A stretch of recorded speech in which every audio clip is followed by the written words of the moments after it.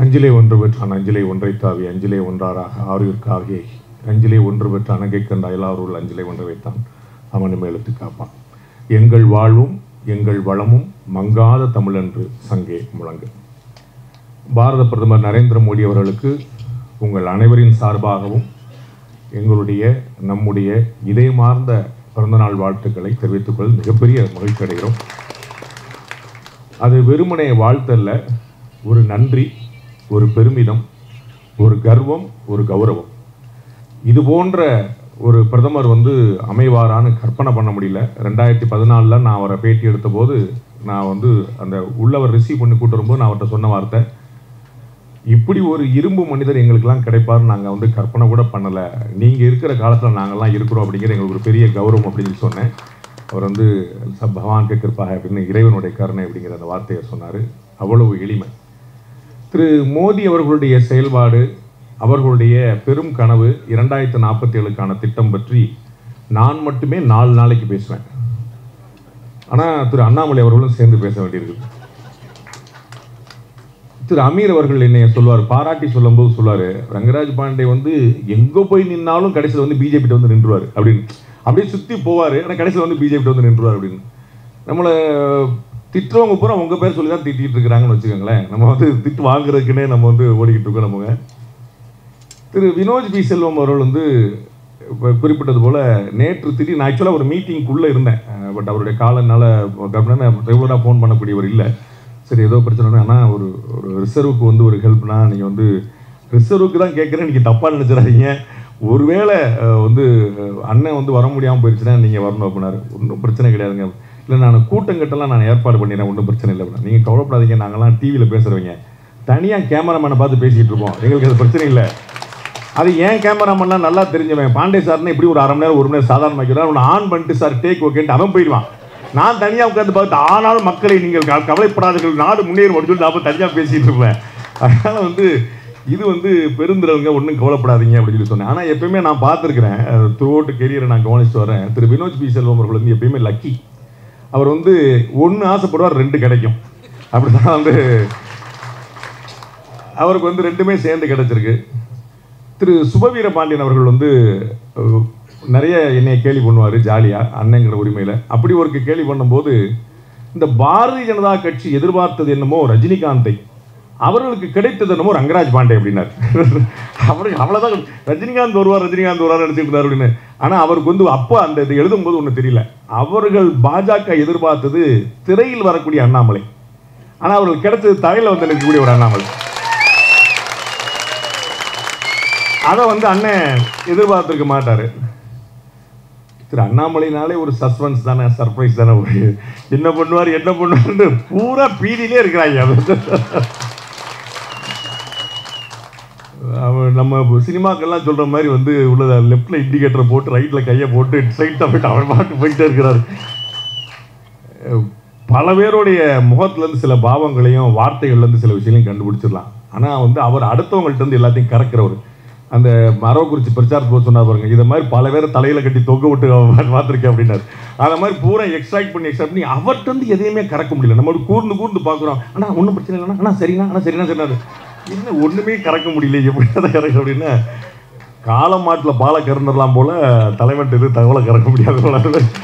நானும் எவ்வளவோதான் நூல் விட்டு பார்ப்பேன், அது அப்புறம் அப்படி நிற்பா. அப்படி ரொம்ப ஆச்சரியமான விஷயம். நிறைய இளைஞர்களை ஒரு பெரிய ஒரு நம்பிக்கையாக அண்ணாமலை தலைவர் பதவியிலிருந்து மாற்றப்பட்டார் அப்படின்னோடனே பாஜக அதிர்ந்ததற்கு இணையாக தமிழகம் அதிர்ந்தது. அதில் எந்த குழப்பமும் இல்லை.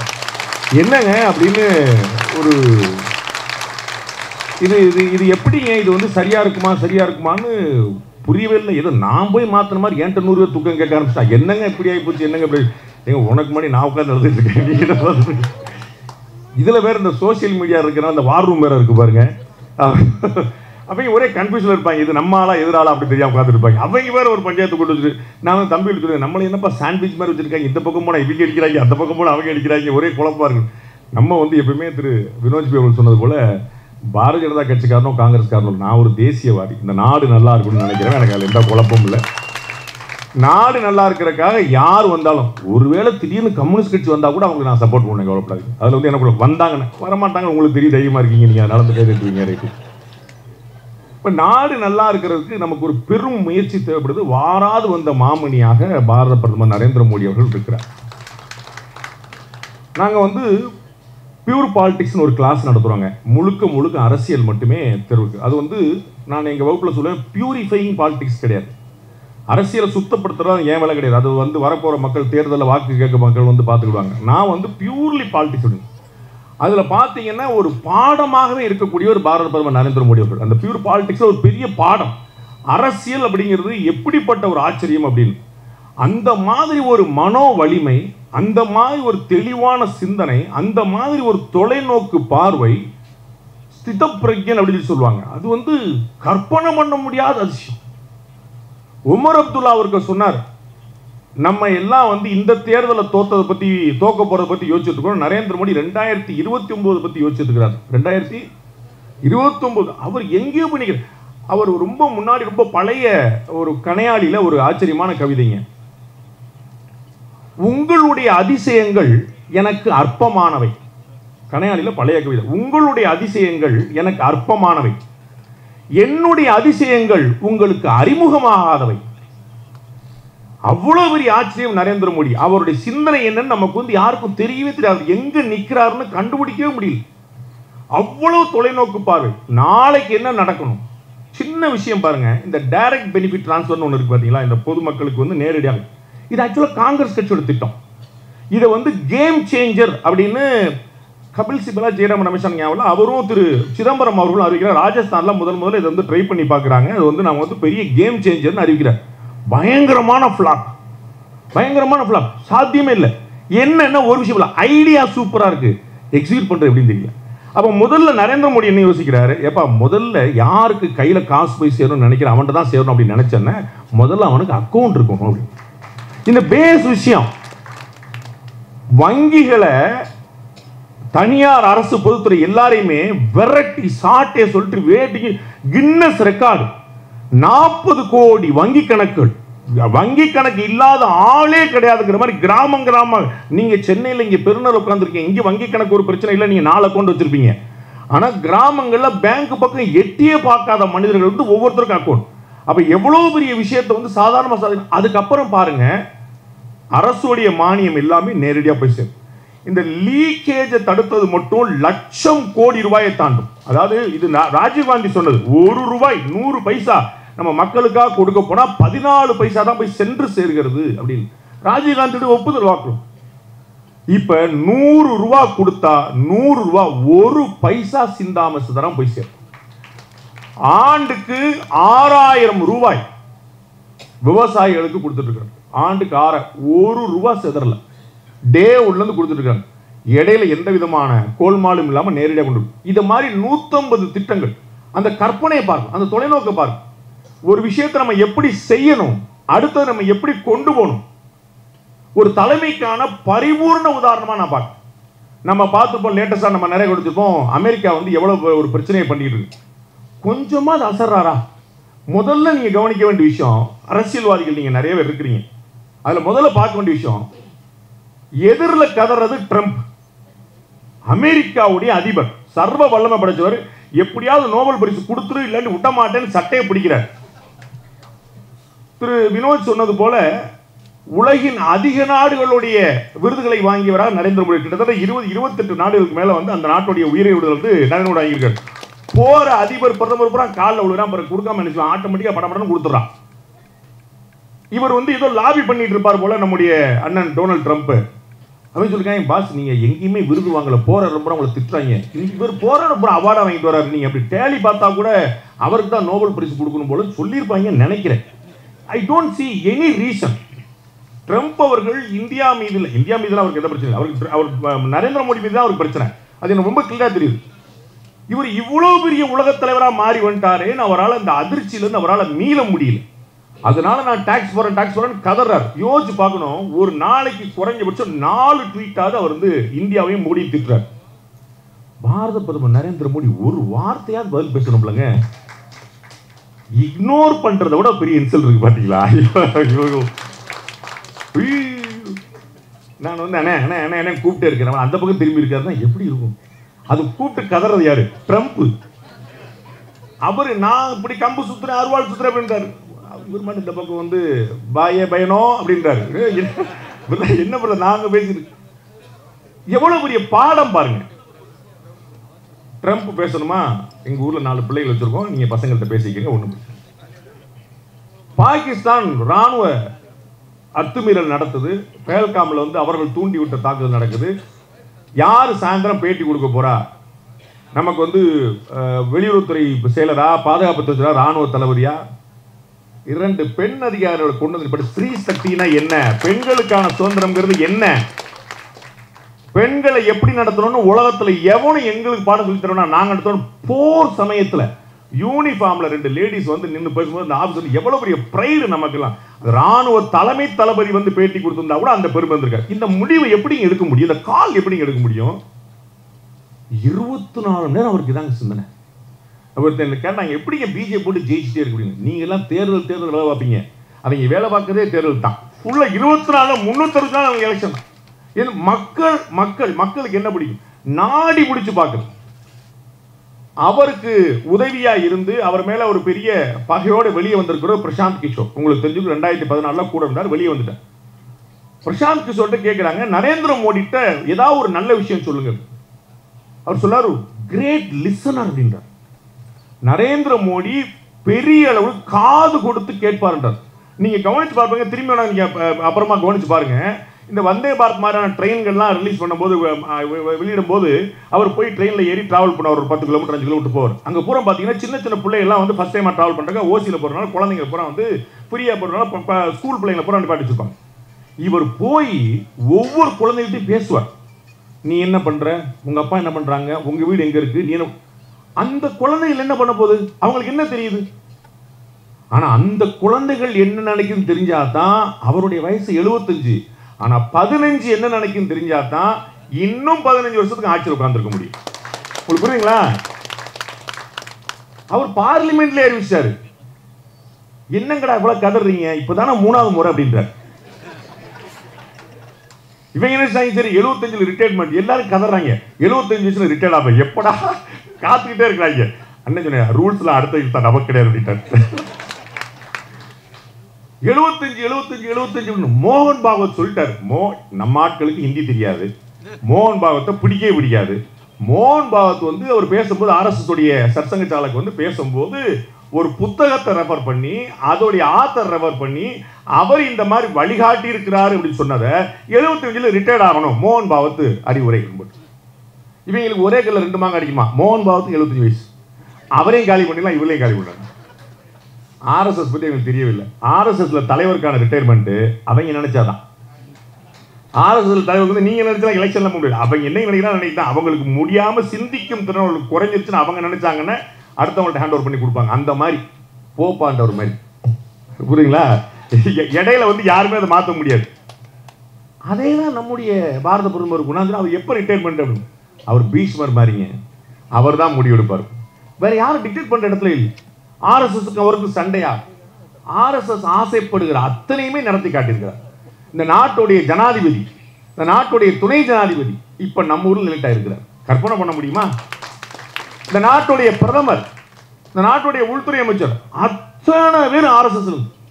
RSS ஒரு காலத்தில் தடை செய்யப்பட்ட இயக்கமாக இருந்தது. இன்னைக்கு இந்த நாட்டில் தலைமை பீடம் ஏற்றுக்கொண்டிருக்கக்கூடிய ஒரு இயக்கமாக மாற்றிட்டு இருக்கிறோம். இப்படிப்பட்ட ஒரு பெருமையை கொடுத்தவரை RSS எப்படி வந்து டிஃபர் ஆகும், எப்படி சொல்ல, இவங்க என்ன ஆசைப்படுறாங்கன்னு தெரியல. அவங்க என்ன எப்படியாவது நடந்துடாதான் சொல்லும் போது என்ன நடக்குங்கிற ஒரு கனவே எல்லாம் பெறுவர். திரு வினோஜ் அவர் குறிப்பிட்டார், கடந்த ஆட்சியில் எப்படி இருந்துச்சு 2004 to 14 எவ்வளவு ஸ்கேம்னு எடுத்து பாருங்க. நீங்க சும்மா சொல்றீங்க UPA 1 and 2 ஸ்கேம்ஸ் போட்டு பாத்தீங்கன்னா எல்லா சேனல்லையும் 15 சேனல், அவன் ஒவ்வொருத்தரும் ஒரு ஆர்டிகல் போட்டு வச்சிருக்கான். 15 ஊழலா சொல்றான். காமன்வெல்த் கேம்ஸ்ல இருந்து ஒண்ணு பாக்கி கிடையாது. ஆதர்ஷ் அடுக்குமாடி குடியிருப்புல இருந்து எல்லா துறையிலையும் இஸ்ரோ வரைக்கும் பண்ணி வச்சிருந்தாங்க. பாரத பிரதமர் 11 வருஷமா ஆட்சி பண்ணிருக்காரு. அதற்கு முன்னாடி 11 வருஷமா குஜராத் உடைய முதலமைச்சராக இருந்தார். ஒரு தலைவர் 23 24 வருஷமாக பதவியில் இருக்கிறார். டிசிஷன் மேக்கிங்ல ஒரு ஊழல் குற்றச்சாட்டு சொல்ல கூட முடியல சார், சொல்ல கூட முடியல. ப்ரூவ் பண்றது, சண்டை போடுறது, கோர்ட்ல நிக்கிறது. அப்புறம் குஜராத் கலவரம் தொடர்பாக STF விசாரணை நடத்தது, if I am not wrong, Raghavan நினைக்கிறேன். அந்த ஸ்பெஷல் கமிட்டி சுப்ரீம் கோர்ட் போட்டு விசாரணை நடத்துது. குஜராத்துடைய முதலமைச்சர் எஸ்ஐடியுடைய விசாரணைக்கு தனி நபராக போனார். குஜராத்துடைய முதலமைச்சர் தனி நபராக 2 நாட்கள் மாறி மாறி விசாரணை. அறிக்கை வந்தது கண்கூடு, அவர் நிரபராதின்னு முழுமையா வெளியிட்டார். ஆனால் நேஷனல் ஹெரால்டு கேஸ் வருது சோனியா காந்தி மற்றும் ராகுல் காந்தி மீது. கோர்ட்டுக்கு அப்பியர் ஆக மாட்டேன்னு மேல மேல மேல சுப்ரீம் கோர்ட் வரைக்கும் போயிட்டாங்க. சுப்ரீம் கோர்ட் வரைக்கும் இல்ல நீங்க ஆஜராயித்தான் ஆகணும்னு சொல்லிட்டாங்க. நீங்க பெயில் வாங்குறதுக்கு ஆஜராகணும்னு சொல்லிட்டாங்க. பெயில் வாங்குறதுக்கு போறாங்க சார், ஒரு பேரணி மாதிரி. எதுக்குங்க? சுதந்திரம் வாங்குறதுக்கு இல்ல, பெயில் வாங்குறது. அப்படி போனாங்க. அப்ப ஜஸ்ட் இமேஜ் யோசிச்சு பாருங்க, 2 தலைவர்கள் ஒப்பிட்டு பாருங்க. இவர் எப்படி இந்த இன்டெகிரிட்டியை மெயின்டைன் பண்றார். அமெரிக்கால ஒபாமா அவர்கள் முதல்ல இருந்தபோது இவர் அங்க டிராவல் பண்ணியிருக்கிறாரு. அமெரிக்க அதிபர் இந்திய பிரதமருக்கு விருந்து கொடுக்கிறேன்னு சொல்லிட்டு தட்டபுட்டல் ஏற்பாடு. அதிர்ச்சி கொடுத்தாருங்க தலைவர். நான் நவராத்திரி விரதத்தில் இருக்கேன், பச்சை தண்ணி பள்ளப்படாது. அரண்டாங்க. இல்ல நான் இந்த தண்ணி குடிக்க மாட்டேன், அந்த தண்ணி சொன்னா எப்படியா உஷார் பண்ணலாம், பச்சை தண்ணி பள்ளப்படாதுன்னு எப்படி உஷார் பண்றது? அசரவே இல்லைங்க. எல்லாரும் கூட புடிச்சு நவராத்திரி விரதம் இருக்கிறாருங்க. யார் இருக்கிறாங்க? அவருக்கு குடும்பமா குட்டியா? அப்துல் கலாம் அவ்வளோ பெரிய ஜனாதிபதி மாளிகையில் இருந்தார். அவர் கூட பிறந்த அண்ணனை கூட வச்சுக்கல. வந்து காட்டிட்டு பத்தியா இதுதான் ஜனாதிபதி மாளிகை, அப்படியே திரும்பி போயிருக்க. அவருடைய அண்ணன் பிள்ளைகள் அப்படியே உட்கார்ந்திருக்காங்க. அதற்கு பிறகு நம்ம கற்பனை பண்ணியிருக்கோமா? பாரத பிரதமர் நரேந்திர மோடி அவருடைய தாயை கூட கூட்டு வைக்கல. யோசிச்சு பாருங்க, அவருடைய பெத்த தாய் இப்பதானே இருந்தாங்க, இவ்வளவு நாள் இருந்தாங்க. தாயை கூட, அவருடைய சகோதரர்களாம் கூட இருக்கிறாங்க. இது கற்பனை பண்ண முடியுமா சார்? இது ஒரு மெசேஜ். நீங்க அவருடைய அம்மாவை கூட்டு வச்சிருந்தா என்ன பிரச்சனை? அவருடைய சகோதரன் நாடு கொடுத்தா என்ன பிரச்சனை? யார் தப்பா நினைக்க முடியும்? நோ, இது ஒரு மெசேஜ். நான் ஆர்எஸ்எஸ் காரன், தரையில படுத்திருப்பேன், ஊரா சுத்துவேன். எனக்கு நாடு முக்கியம், இந்த மக்கள் முக்கியம். எப்படியாவது இந்த விகசித் பாரத் சொல்லக்கூடிய இந்த வளர்ந்த பாரத பார்க்கும். நான் குடும்பம் குட்டியை கூட வச்சிருந்தேன், எங்க அம்மா வச்சிருந்தேன், தம்பியை வச்சிருந்தேன் அப்படின்னா அவருக்கு ஒரு தலைவலி, அவருக்கு ஒரு காய்ச்சல், அவருக்கு ஒரு வண்டி, அவர் போகும்போது ஒரு பிரச்சனை, சண்டை. நோ, எந்த தடையும் இருக்கக்கூடாது. அதனால தான் மோடிக்கு பரிவார்னு இந்த நாடே எழுதிச்சு. மோடியின் குடும்பம் அத்தனை பேர் செஞ்சாங்க. மோடிக்கு குடும்பம் பத்தி பேசினாங்க. அதான் நான் சொல்ல வந்தேன். 2004 to 14 என்ன நடந்துச்சுன்னா, ஊழல்களுடைய பெரும் பட்டியல். 2014 to இன்னைக்கு வரைக்கும் ஒரு ஊழல் சொல்ல முடியல. என்ன பிரச்சனை பண்றாங்க? அவர் கல்யாணம் பண்ணாரு, ஆனா ஒய்ஃப் என்னாச்சு? அவர் நிறைய சட்டம் மாத்துறாரு. கம்ப்ளைண்ட் சார், நிறைய சட்டம் மாத்துறாரு, நிறைய பேண்ட் மாத்துறாரு. இது ஒரு கம்ப்ளைண்ட். அவர் என்ன படிச்சிருக்கிறார்? இதுலயே தெரியலையா அவர்கள் எவ்வளவு தோல்வி அடைஞ்சிருக்காங்க? குற்றச்சாட்டு கூட வைக்க முடியாத இடம். கற்பனை பண்ண முடியுதா? நீங்க ராகுல் காந்தி மேல ஒரு குற்றச்சாட்டு சொல்லுங்க, இந்த கூட்டத்தில் ஒவ்வொருத்தரும் ஆளுக்கு 2 சொல்லுவீங்க. அவ்வளவு அண்ணே ஸ்டாக் வச்சிருக்கிறார். நரேந்திர மோடி மீது குற்றச்சாட்டு சொல்வதற்கு வாய்ப்பு இல்லாமல் இந்த இன்டெகிரிட்டி பொது வாழ்க்கையில இன்னொருத்தர் செய்ய முடியுமா சார்? இன்னொருத்தர் பார்த்துருக்குமா? சொன்னா சண்டைக்கு வருவாங்க. மகாத்மா காந்திக்கு பிறகு பப்ளிக் லைஃப்ல இன்டெகிரிட்டின்னு அது பாரத பிரதமர் நரேந்திர மோடிக்கு தவிர வராது. ஓட்டு அரசியல் இருந்து, நல்லா புரிஞ்சுக்கணும், ஓட்டு அரசியல் இருந்து இதே நாள்ல தான் தமிழ்நாட்டில் பெரியார் என்று அழைக்கப்படக்கூடிய திரு ஈ. ராமசாமி பிறந்தார். அவர் பெண்கள் விடுதலைக்கு என்ன செஞ்சார், என்ன செஞ்சாருங்கிற பார்க்கணும். நான் நல்ல நாள்ல அவரை பத்தி எதுவும் நான் பேச விரும்பல. அவருடைய பிறந்தநாள் நல்லதான் சொல்ல வரேன். ஒரு இல்லை, நீங்க ஏதாவது சிரிச்சு விட்டு விடுங்க. இது நம்ம பல இடங்கள் நடக்கும் பார்த்துருப்பீங்க. நம்ம ஏதாவது ஒன்று பேசிட்டு இருப்போம், இடையில கை தட்டி காமெடி ஆக்கி விட்டுவாங்க. இல்லை கை தட்ட பார்த்தா அவன் நோட்டீஸே பண்ணுவான், ஏன் கை தட்டினாங்க, அப்போ பாண்டியதை பேசுறாரு குழந்தை. ஆனால் பாரத பிரதமர் நரேந்திர மோடி பெண்களுக்கு என்ன செஞ்சார் பார்க்கணும். அவர் குஜராத்துடைய முதலமைச்சராக இருந்த போதே அந்த மாநிலத்தில் பத்திரப்பதிவு பெண்கள் பேர்ல செஞ்சா 100% வரி விலக்குனார். ஊர்ல இருக்கக்கூடிய ஊராட்சி தலைவிகளாக, பஞ்சாயத்து தலைவர்களாக பெண்களை தேர்ந்தெடுத்தா எலெக்ஷனே கிடையாது, பெண்களை தேர்ந்தெடுத்து நாங்க கோடிக்கணக்கில் மாநில அரசு நிதி கொடுக்கணும். பெண்களுக்கான முன்னுரிமை எப்படி வரும்னு யோசிச்சு பாருங்க. இன்னைக்கு நம்ம பார்க்கிறோம், தமிழ்நாட்டில் இந்தியாவில் பெண் அப்படின்னு யாராவது ஒரு அரசியல் தலைவர் இருந்தா அது யாராவது ஒரு அரசியல் தலைவருடைய மனைவியாவோ மகளாவோ தான் இருக்க முடியும். சுயம்புவாக எந்திரிச்சு வரக்கூடிய அரசியல் தலைவர் இல்லாம போயிடுச்சு. அப்ப அந்த பெண்கள் சுதந்திரம்ங்கிறத நடைமுறையில் செய்து காட்டி வருவாங்க. சிறுபான்மை மக்களுக்கு எதிரானது பாஜக, சிறுபான்மை மக்களுக்கு எதிரானவர் பாரத பிரதமர் நரேந்திர மோடி அப்படின்னு சொல்லியிருக்கோம். யோசிச்சு பாருங்க, 2014க்கு முன்னாடி வரைக்கும் எல்லா இடங்கள்லையும் கலவரம், இந்தியா முழுக்க கலவரம். 2014க்கு பிறகு ஏன் இந்தியாவில் எங்கேயுமே மத கலவரம் இல்லை? இதே யாரும் யோசிக்க மாட்டாங்க. உத்தரப்பிரதேசத்தில் அகிலேஷ் யாதவ் கவர்மெண்ட் இருந்தா கூட ஒரு கலவரம் பாஜக கூட்டம் சொல்லுவாங்க. தமிழ்நாட்டு ஊடகங்கள், எனக்கு நான் ஒரு 26 வருஷமா ஊடகத்தில் இருக்கிறேங்க. இந்த ஊடகத்தால் வஞ்சிக்கப்பட்ட தலைவர்ல ஜெயலலிதா அண்ட் மோடி மாதிரி வேற தலைவரே கிடையாதுங்க. ஊடகத்தால் வஞ்சிக்கப்பட்ட கொஞ்ச நஞ்ச அநியாயம் இல்லை. யாரோ ஒரு லேடி திரும்பி கொடுத்து அந்த அம்மா ஜெயலலிதாவுடைய பொண்ணா அப்படின்ற இன்னொரு தலைவர் அப்படி பேசிட முடியுமா? மோடி அவர்களுக்கு எதிராக டாக்டர் பிரணாய் ராயில இருந்து ஒருத்தர் பாக்கி கிடையாது. நேரடியாக ராஜீவ் சர்தேசா நமக்கெல்லாம் பார்த்துருப்போம் நிறைய. அவ்வளவு ஊடகங்கள் பகிரங்கமா வெளிப்படையா பிஜேபி சிறப்பா செயல்படுது கம்பேரிட்டிவ்லி அப்படின்னு சொன்னா நம்மள சங்கின்னு சொல்லுவான். ஆனா மோடி சரியில்லைன்னு சொன்னா நடுநிலை பத்திரிகையாளர்ன்றான். மோடி சரியில்லைங்கிறது விமர்சன பொருளா வச்சா பரவாயில்ல, வைத்தறிச்சல வச்சா எவ்வளவு அராஜகம் நடந்திருக்கு. ஆனா ஜஸ்ட் இமேஜின் என்ன பண்ணிருக்கிறாரு. கொஞ்சம் கொஞ்சமா ஒவ்வொரு விஷயத்திலையுமே இந்த 11 வருஷத்துல இந்தியாவை எங்க நாத்திட்டு வந்திருக்காரு பாருங்க. வெளிநாடுகள் வாழக்கூடிய இந்தியர்கள் பெருமையோடு பேசுகிறார்கள் நாங்கள் இந்தியர்கள் என்று. திரு அண்ணாமலை அவர்கள் பல வெளிநாடு டிராவல் பண்ணியிருக்கிறார். எவ்வளவு பிரைடா அவங்களை ரிசீவ் பண்றாங்கிறத பார்க்கணும்.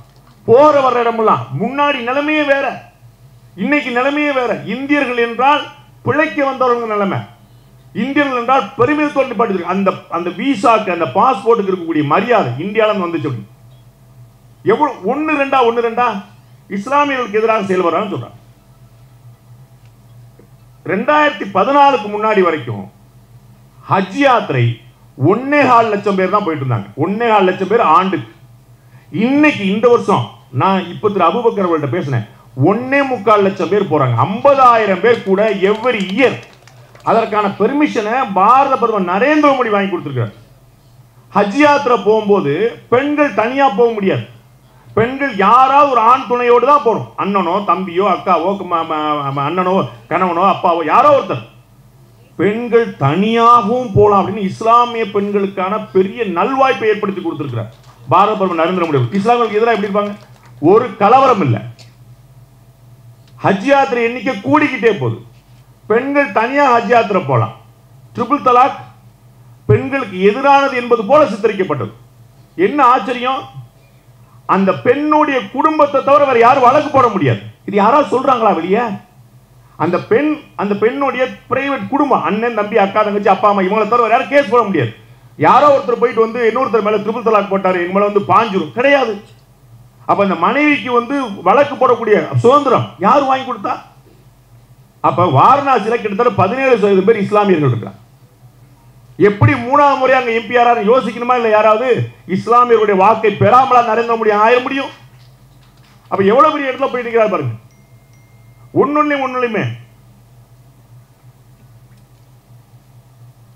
அயோத்தி ராமர் கோயில் அங்க வந்து 2 பேரோட ஸ்பீச் நீங்க கவனிக்கணும். ரொம்ப முக்கியமா பாரத பிரதமர் நரேந்திர மோடியும் RSS தலைவர் மோகன் பாகவத் அவர்களும் ரொம்ப தெளிவா சொல்றாங்க, ராமருக்கான கோவிலை கட்டிவிட்டோம், அடுத்தது நாம் நம்முடைய வேலையை பார்க்க வேண்டும். நாட்டை 2047க்குள் நம்பர் 1 ஆக உலகத்தில் நம்பர் 1 ஆகிறதுக்கான வேலையை பார்க்கணும்னு பிஜேபியில இருந்து வந்திருக்கக்கூடிய பாரத பிரதமர் நரேந்திர மோடி சொல்றார். அவரை பார்த்து மதவாதி சொல்றாங்க. RSS தலைவர் சொல்கிறார், இனிமேல் எல்லா மசூதிக்குள்ளேயும் என்ன இருக்குது, மசூதிக்குள்ள கீழே என்ன இருக்கு நம்ம தேடிட்டு போக கூடாதுன்றார். இவர்கள் என்ன கட்டமைக்கிறாங்க RSS பத்தி, பிஜேபி பத்தி, பாரத பிரதமர் நரேந்திர மோடி பத்தி. ஆனா உண்மை என்னவா இருக்கு? அயோத்தியில ராமர் கோயில் வாசல்ல ராமர் கோயிலுக்கு பிராண பிரதிஷ்டா பண்ணிட்டு வந்து பாரத பிரதமர் பேசுறார். Just imagine. இது கற்பனை பண்ணுமா? யாராவது சொல்றாங்களா? எந்த ஊடகமா சொல்லுதா? ஆர்டிகிள் 370 நல்லா பெஹல்காம்ல 26 பேர் உயிரிழந்தாங்க. 25 பேர் இந்துக்கள், ஒரே ஒரு இஸ்லாமியர் அவங்க உயிரிழந்தார். சையத்னு பேர், சையத் ஷான்னு பேர். அவர் ஏன் உயிரிழந்தாரு? அவர் அந்த ஊர்ல குதிரையில வந்து போட்டு டூரிஸ்ட்ல கூட்டு போகக்கூடியவர். ஒரு டூரிஸ்டை இங்க இருந்து பெஹல்காம்ல அந்த பள்ளத்தாக்கு பகுதியில இருந்து அந்த இடத்துல சமவெளி பகுதிக்கு கூட்டு போனாங்கன்னா அவளுக்கு 2000-3000 காசு.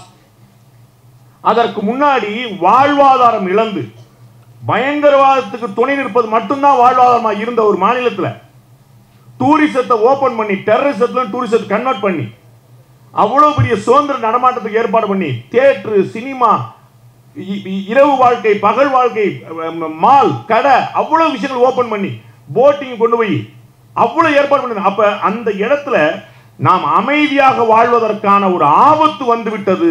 அப்படின்னு பயங்கரவாதிகள் வந்திருக்கிறார்கள் என்று தெரிந்து, அவர்கள் இந்துக்களை மட்டும்தான் குறிவைத்துக் கொள்கிறார்கள் என்று தெரிந்து, அந்த இந்துக்கள் வேறு மதத்தை சேர்ந்தவர்கள் என்பது அல்ல, என்னுடைய மாநிலத்தை நம்பி வந்தவர்கள் அந்த சையத் ஷா உயிரிழந்தான். உயிரிழந்து செத்தான், தடுத்து செத்தான், தெரியாம கொல்லப்படல.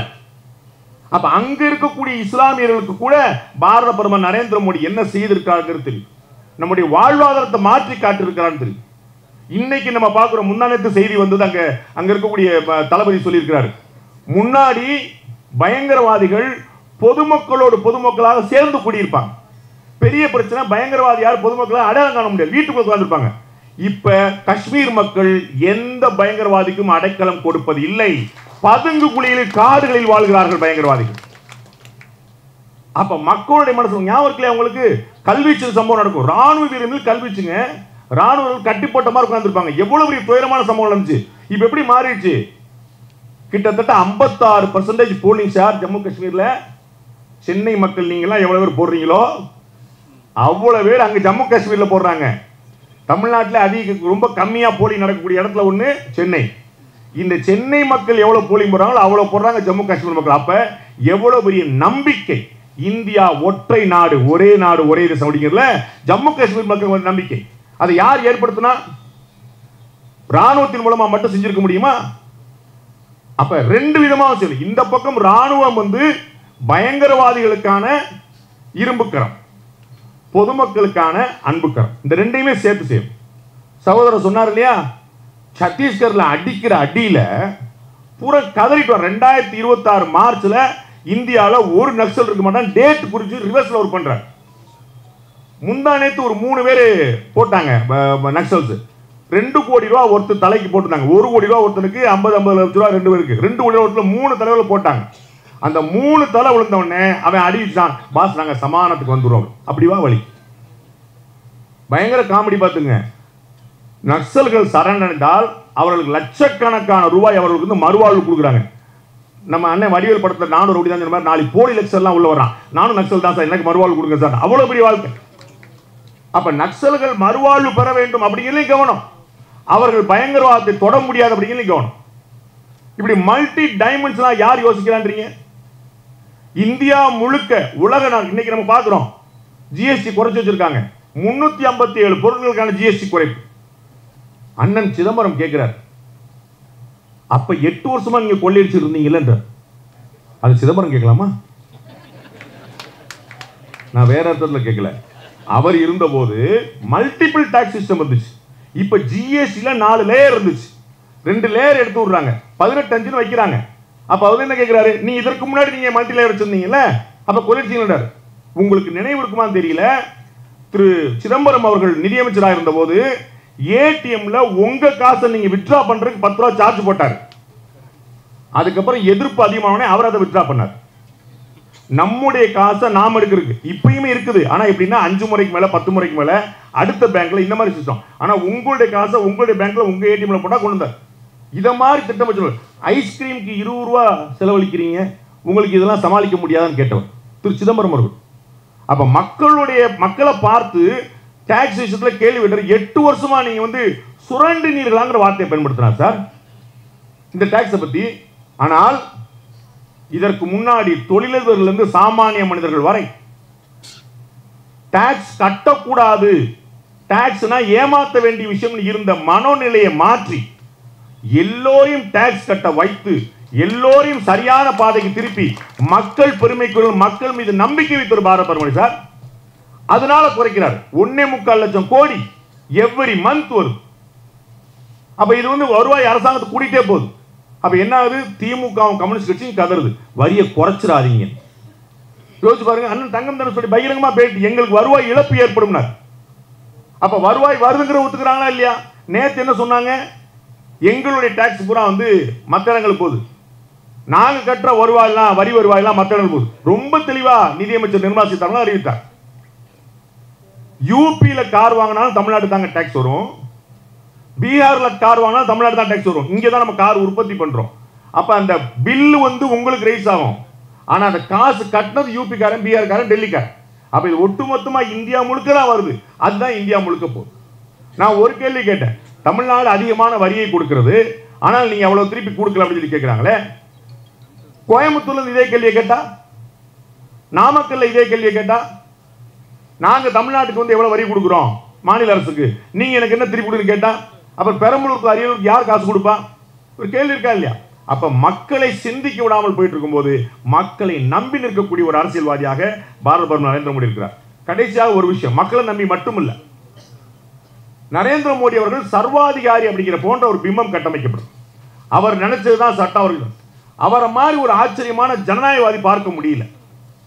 அவர் வந்து ஒரு பெரிய டீம் வைக்கிறாரு, அந்த டீமை நம்புறார், ஒரு டீம் பிளேயர். ஜஸ்ட் இமேஜின், கொஞ்சம் யோசிங்க. அஜித் தோவல் இந்த நாட்டுடைய தேசிய பாதுகாப்பு ஆலோசகர். ரஷ்ய அதிபர் புதின் வந்து கேட்கிறார், தோவலை எனக்கு அனுப்பிவிடுங்க, நான் கொஞ்சம் அவர்கிட்ட பேசணும் அப்படின்னு. உனக்கும் தோவலுக்கும் என்ன சம்பந்தம் அப்படின்னு யோசிக்கல.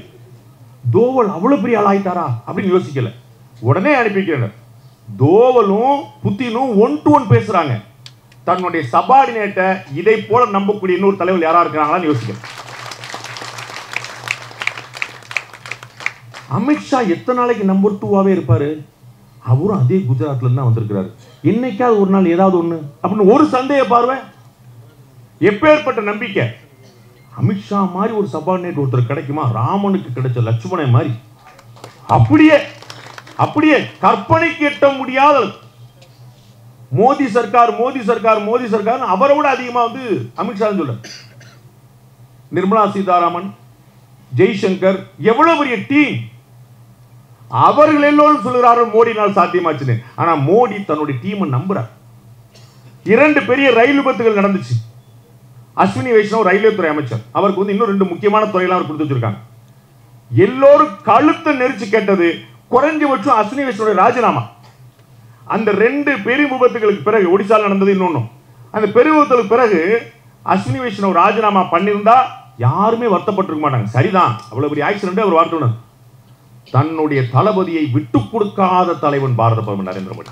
கடைசி வரைக்கும் விட்டு கொடுக்கல. ரைட், ஓகே, நடந்துருச்சு, அதுக்கு பின்னாடி ஏதாவது இருக்கா பாரு, மோசமான விஷயம் இருக்கா பாரு, நாளைக்கு நடக்காம இருக்கான வழி பாரு, கவச் அப்படிங்கிற அந்த டெக்னாலஜியை ரொம்ப சீக்கிரமா இம்ப்ளிமெண்ட் வழியை பாரு அப்படின்னு சொல்லிட்டு கொஞ்சம் கூட விட்டுக்கல. இப்படி ஒரு ஆச்சரியமான டீம். ஒவ்வொரு அரசியல் தலைவருக்குமான பாடம், எப்படி கட்சியை, எப்படி ஆட்சியை, எப்படி மக்களை வழிநடத்த முடியும். மக்களை நம்பு, தன்னுடைய துணைவர்களை நம்பு, அடுத்தவர்கள் நம்பு. இது ஆச்சரியம். இன்னைக்கு அரசியல பார்க்கவே முடியாத விஷயம் அதை வந்து செய்து விடுகிறார். யார் யார்கிட்ட என்னென்ன வேலையை கொடுக்கணும் ரொம்ப தெரிஞ்சு வச்சிருக்காரு. ஹார்ட் ஒர்க்கிங்ல கலைஞரை போல, இன்டெலிஜென்ஸ்ல ஷார்ப் மைண்ட்ல ஜெயலலிதா போல, இப்படி இந்தியாவில் நீங்க எந்தெந்த தலைவர்லாம் யோசிக்கிறீங்களோ அத்தனை பேரையும் போல. தந்தி டிவியில தினத்தந்தியுடைய 75 ஆண்டு விழாக்கு பாரத பிரதமர் நரேந்திர மோடி அழைச்சது தான் வந்திருந்தாங்க. 2வது வரிசையில் நிற்கிறாரு திரு வைகோ அவர்கள். வைகோ அவர்கள் பாரத பிரதமர் நரேந்திர மோடிக்கு எதிராக பயன்படுத்தாத வார்த்தையே கிடையாது. அவ்வளவு கடுமையான வார்த்தை, ரத்தம் தோய்ந்த கரைகள்லாம் சொல்லியிருக்காரு, கரங்கள்லாம் சொல்லியிருக்காரு. ஆனா பாரத அங்க வைகோ இருக்காருன்னு பார்த்துட்டு இறங்கி போய் முதல் வரிசையில தாண்டி 2வது வரிசை எட்டின்னு கை கொடுத்து அந்த நட்பை பாராட்டினார். இத மாதிரியான ஒரு தனம், இப்படி ஒரு கேரக்டர் பார்க்க முடியுமா? மாற்று கருத்து கொண்டவர்கள். திரு சரத்குமார் அவர்கள் கட்சியில சேர்ந்திருக்கிறார், கட்சியவே இணைச்சிட்டார். அவர் இன்னும் பாரத பிரதமர் நரேந்திர மோடி 1-to-1 மீட் பண்ணல. எங்க அண்ணன் கமலஹாசன் போனாரு, அவருக்கு 1-to-1 மீட்டிங் கொடுத்திருக்காரு. கமலஹாசன் அவர்கள் எப்படி ட்வீட் போடுவார்னு தெரியும் பாரத பிரதமர் நரேந்திர மோடி பத்தி. எல்லாரையும் அரவணைக்கிறார், வாங்க பாப்போம், அதையும் புரிஞ்சுக்கொள்ள புரிஞ்சு பண்ணிக்கிறார். ஒரு வாலி போல இருக்கிறார். எதிரே இருக்கக்கூடியவர்களுடைய முழு பலத்தையும் அப்படியே சரிபாதி எடுத்துக்கூடியவரா. அவ்வளவு ஒரு ஆச்சரியமா இருக்கு. அவருக்கு பார்க்கிற வரைக்கும் வேற இடத்துல இருப்பாங்க, பார்த்த பிறகு ஒண்ணு செய்ய முடியும். அதனால தான் எங்க அண்ணன் திருமாவளவன் பயந்தார். மோடிக்கு மட்டும் தமிழ் தெரிந்தால் என்ன ஆகும் அப்படின்னு அவருடைய கவலை யோசிச்சு பாருங்க. மோடிக்கு மட்டும் தமிழ் தெரிந்தாலும் அவர் அப்படிப்பட்ட ஒரு ஆகர்ஷமான ஒரு தலைவராக இருக்கிறார். நிச்சயமாக நரேந்திர மோடி அவர்கள் ஒரு சாதாரணமான தலைவர் இல்லை. எனக்கான விமர்சனங்கள் வந்தாலும் கவலை இல்லை. நான் பல இடங்களில் சொல்லியிருக்க விஷயம் தான், அவர் நிச்சயமாக ஒரு சாதாரண தலைவர் இல்லை, ஒரு அவதார புருஷன். நம்ம வந்து பல இடங்களில் பார்த்திருக்கிறோம், மன்னர்கள் தான் பிறகு கடவுள்களாக பார்க்கப்படுகிறார்கள். கடவுள்கள் எங்கேயாவது ஏதோ ஒரு சந்தர்ப்பத்தில் ஏதோ ஒரு யுகத்தில் மன்னர்களாக இருந்திருக்காரு. அதுபோல இந்தியாவை காப்பாற்றுவதற்காக இறைவன் தன்னுடைய தூதனாகவே அனுப்பி வைத்திருக்கார் பாரத பிரதமர் நரேந்திர மோடி. அவருடைய பிறந்த நாள் இன்றைக்கு நாளைக்கு அல்ல, கால காலத்துக்கு நினைவு கூறப்படும். அவர் பார்க்கிற 2047 அப்துல் கலாம் அவர்கள் கண்ட கனவை அடுத்த கட்டத்தை நடத்தி செல்கிறார். அது அவர் அடுத்த தலைமுறைக்கு தொடர்ந்து சொல்லிக் கொண்டிருக்கிறார். நாம எப்படி பார்க்கணும், எவ்வளவு வேகமா பயணிக்கணும். +2 மாணவர்கள்ட்ட 10th மாணவர்கள்ட்ட பேசுறார். பரீட்சா பே சர்ச்சான்னு பரீட்சையை கண்டு ஒரு பயப்படக்கூடாதுன்ற அடுத்த தலைமுறை பற்றி இப்படி கவலைப்படக்கூடிய எந்நேரமும் சதா சர்வ காலமும் மக்களை பற்றி நாட்டை பற்றி சிந்திக்கக்கூடிய இன்னொரு தலைவர் நமக்கு வாய்ப்பார்களா என்றே தெரியவில்லை. அவர் நீடூழி வாழ எல்லாம் வல்ல இறைவன் எங்களுடைய தாயார் ஆண்டாளம்மா பரிபூர்ணமாக அருள் புரியட்டும். நன்றி, வணக்கம்.